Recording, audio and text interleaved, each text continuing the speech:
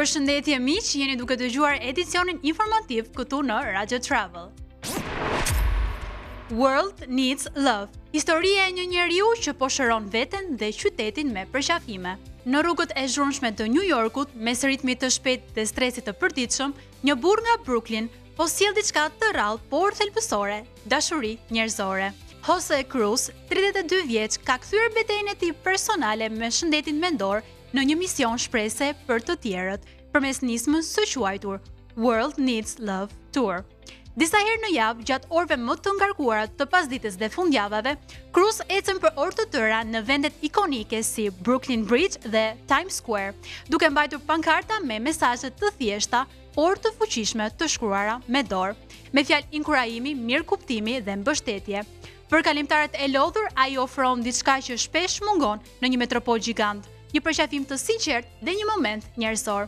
Për Cruzin këto gjeste nuk janë thjesht akte mirësie, por edhe një mënyrë për të shëruar veten.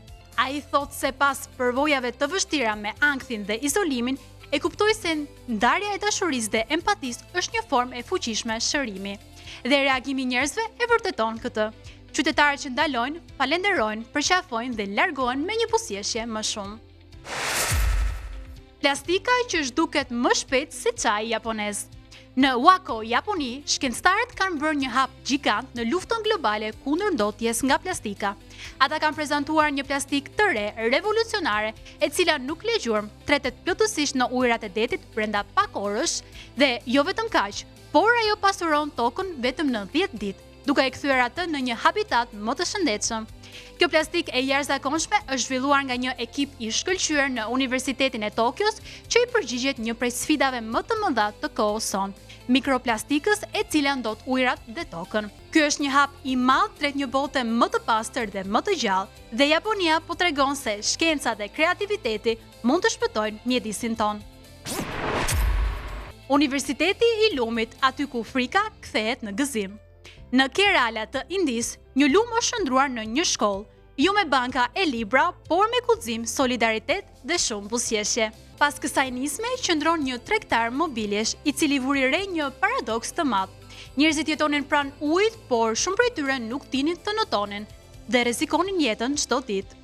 Çdo mbrëmje, ai mbyllte dyqanin më herët dhe shkonte në lum për t'i mësuar fëmijëve notin falas, pa pagesë, pa kushte, vetëm dëshirë për të shpëtuar jetë. Me kalimin e viteve, kjo ide u kthye në një klub të madh noti komunitar.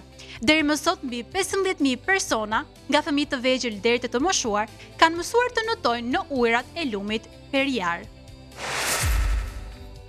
15 vjeçari Einsteini i vogël, një emër që po pushton mediat ndërkombëtare, Laurent Simons, i njohur si Einsteini i vogël, është bërë një nga mbajtësit më të rinj të doktoraturës në historinë e njerëzimit. Ky talent i jashtëzakonshëm belg, vetëm 15 vjeç, ka përfunduar doktoraturën në fizikë kuantike në Universitetin e Antërit, duke lënë të gjithë pa frym për arritjen e tij. Ai përfundoi shkollën fillore në moshën vetëm 6 vjeç dhe shkollën e mesme në moshën 8 vjeç. Sot, në moshën 15 vjeçare, ai mbart një titull prestigjioz të doktoraturës pas mbrojtjes së tezës së tij, ku hulumtoi fenomenet më komplekse të fizikës kuantike. Por Laurent nuk ndalet këtu. Përtej fizikës, ai ëndërron për të arritur pavdekësinë njerëzore përmes rinxhenerimit biologjik dhe ka shpallur synimin e tij ambicioz për të ndihmuar në krijimin e super njerëzve.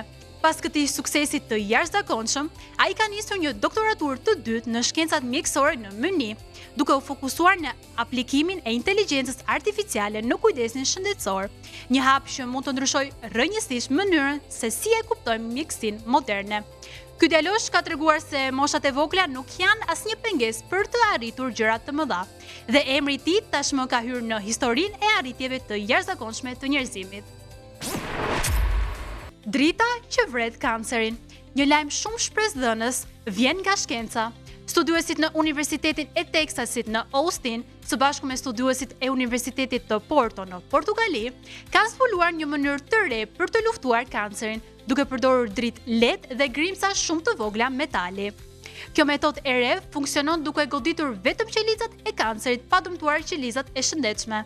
Kjo do të thotë më pak dhimbje për pacientët dhe pa efektet e rënda që shoqërojnë zakonisht trajtimet tradicionale. Në testimet e para, rezultatet kanë qenë shumë pozitive, sidomos për kancerin e lëkurës, ku janë shkatëruar shumica e qelizave të sëmura brenda një kohe të shkurtër. Ndryshe nga metodat e tjera që përdorin lazer të shtrenjtë dhe pajisje të komplikuara, kjo teknologji përdor dritë LED. Studiuesit shpjegojnë se kjo teknologji mund të ndihmojë sidomos në vendet ku mungojnë pajisjet moderne dhe trajtimet e shtrenjta.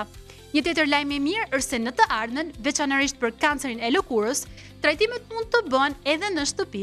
Mjekët po mendojnë për pajisje të vogla portative që mund të vendosen mbi lëkurë pas ndërhyrjes kirurgjikale. Ky zbulim sjell shpresë të re për miliona njerëz dhe tregon se shkenca po ecën drejt trajtimeve më njerëzore dhe më të buta për kancerin. Ja ku kemi ardhur në fund edhe për ditën e sotme, por ne do dëgjohemi sërish nesër vetëm në Radio Travel.